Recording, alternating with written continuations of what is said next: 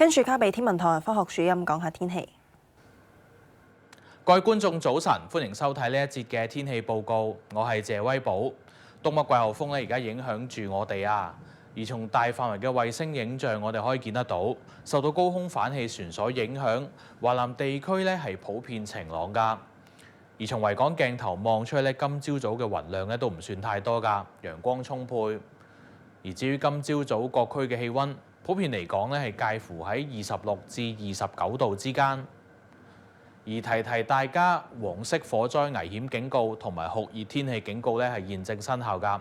大家記得做足防暑嘅措施，同埋注意山火啦。而至於今日嘅詳細天氣預測，會係部分時間有陽光，初時局部地區有驟雨，日間咧係乾燥同埋酷熱啊。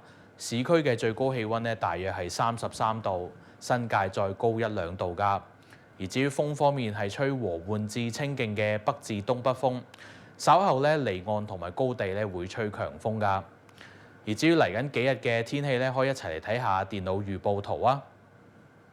我哋預計熱帶氣旋風神咧會向西北方向移動，進入南海嘅中北部㗎。不過喺受到季候風所影響，佢喺星期2左右咧會開始轉向西南方向，並且咧逐漸減弱㗎。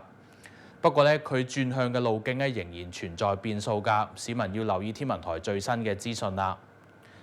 而喺季候風同風神嘅共同影響之下，沿岸地區嘅風勢咧都會持續頗大同埋漸轉多雲㗎。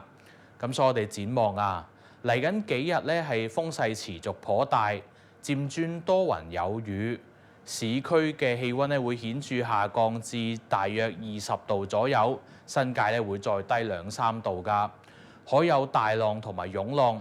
晚上咧部分沿岸低窪地區咧更加可能出現水浸㗎，市民要留意天文台最新資訊。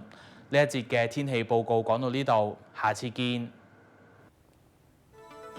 環保署空氣質素健康指數今日上晝嘅健康風險預測，一般同路邊監測站都係低至中嘅水平。